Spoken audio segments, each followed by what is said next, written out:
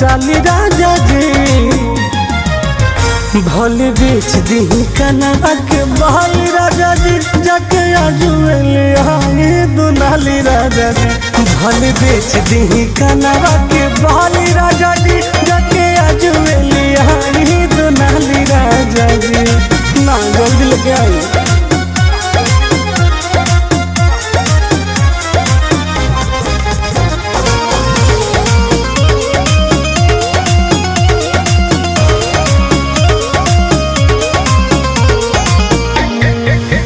Area में गर्दा उड़ाई देबो एक बेर जे राइफल उठाई लेबो।